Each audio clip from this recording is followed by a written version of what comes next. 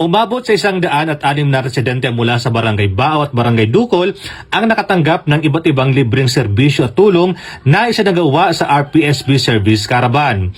Layunin ng aktibidad na mailapit sa komunidad ang mahalagang serbisyo ng pamahalaan, partikular sa mga liblib na lugar.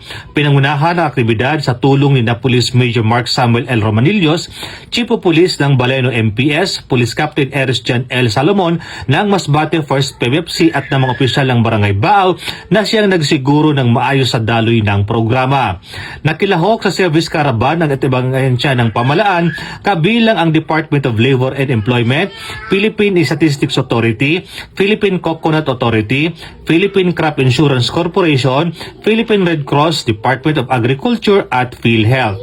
Sa pamamagitan ng kanilang mga programa, nabigyan ng direktang akses ang mga residente sa serbisyong pangkabuhayan, pangkalusugan at pang-agrikultura.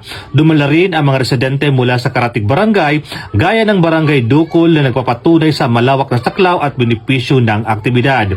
Bukod sa mga serbisyong pampamalaan, isinagawa rin ang libreng gupit at feeding program para sa mga bata at iba pang miyembro ng komunidad. Ayon sa pulisya, ang ganitong mga inisyatiba ay bahagi ng advokasya ng Pro-5 sa pamumuno ni Police Brigadier General Erosito N. Miranda na maghatid ng serbisyong mabilis, tapat at nararamdaman bilang suporta sa visyon ng bagong PNP para sa bagong Pilipinas at upang higit pang patatagin ang ugnayan at tiwala ng kapulisan at ng mamamayan. Mula dito sa Bicol Region, ako po yung Police News Network Correspondent, Police Staff Sergeant Mercury Topilo Bendito Jr.